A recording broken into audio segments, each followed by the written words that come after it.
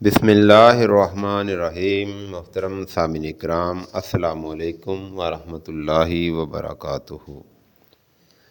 سورۃ الاخلاص کے فضائل۔ احادیث نبوی کی روشنی میں فضیلت نمبر 1، قرآن کے 1/3 کے برابر۔ رسول اللہ صلی اللہ تعالیٰ علیہ وسلم نے فرمایا کہ قل هو اللہ احد قرآن کے 1/3 کے برابر ہے۔ صحیح بخاری، صحیح مسلم۔ قرآن کے 3 بڑے مضامین ہیں: توحید، نمبر 2 احکام، اور نمبر 3 قصص۔ سورۃ الاخلاص مکمل طور پر توحید پر مشتمل ہے، اس لیے اسے 1/3 قرآن فرمایا گیا ہے۔ فضیلت نمبر 2، اللہ تعالیٰ اس سورت کو پسند فرماتا ہے۔ ایک صحابی ہر نماز میں سورۃ الاخلاص پڑھا کرتے تھے۔ نبی کریم صلی اللہ تعالیٰ علیہ وسلم نے وجہ پوچھی تو عرض کیا، یا رسول اللہ صلی اللہ تعالیٰ علیہ وسلم، مجھے یہ سورت بہت محبوب ہے۔ تو آپ صلی اللہ تعالیٰ علیہ وسلم نے فرمایا، تمہاری اس سورہ سے محبت تمہیں جنت میں لے جائے گی۔ صحیح بخاری۔ جو سورت اللہ تعالیٰ کو محبوب ہو وہ بندہ بھی اللہ تعالیٰ کا محبوب بن جاتا ہے۔ فضیلت نمبر 3، جنت میں داخلے کا سبب۔ ایک اور حدیث میں آیا ہے، جس نے سورۃ الاخلاص سے محبت کی اللہ تعالیٰ اسے جنت میں داخل فرمائے گا۔ صحیح ترمذی شریف۔ اس محبت کی وجہ یہ ہے کہ یہ سورت اللہ تعالیٰ کی پہچان کرواتی ہے۔ اللہ تعالیٰ کو پہچاننے والا بندہ اللہ کو محبوب ہوتا ہے۔ فضیلت نمبر 4، نبی کریم صلی اللہ تعالیٰ علیہ وسلم رات کو سوتے وقت یہ سورہ مبارکہ پڑھتے تھے۔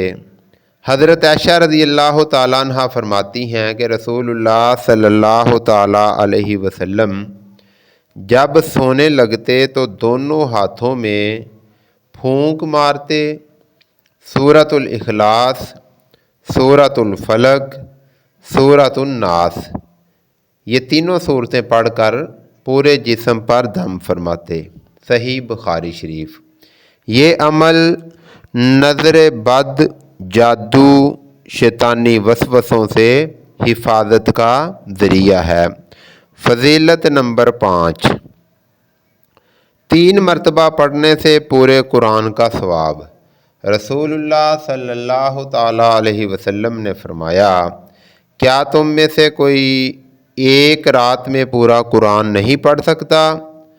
صحابہ نے عرض کیا، یہ کیسے ممکن ہے؟ تو آپ صلی اللہ تعالیٰ علیہ وسلم نے فرمایا، سورۃ الاخلاص 3 مرتبہ پڑھنا پورے قرآن کے برابر ہے۔ سبحان اللہ۔ صحیح بخاری شریف۔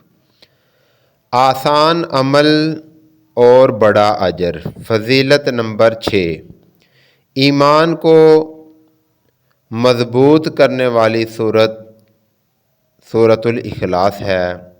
شرک سے بچاتی ہے، عقیدہ درست کرتی ہے، توحید کو دل میں راسخ کرتی ہے۔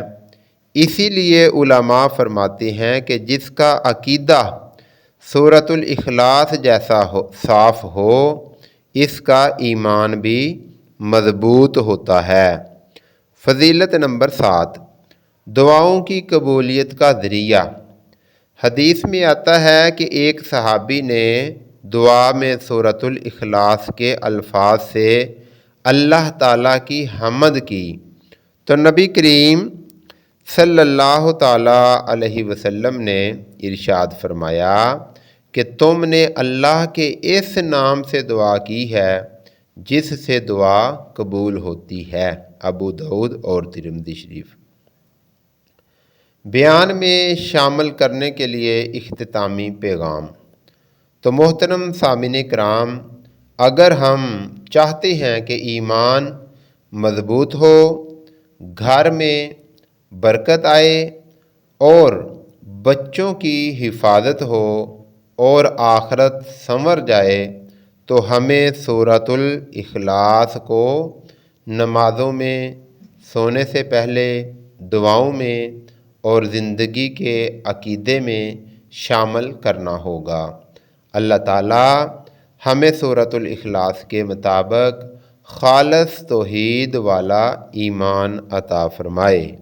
آمین بجاہ النبی الامین یا رب العالمین۔ Like, share and comments. جزاک اللہ۔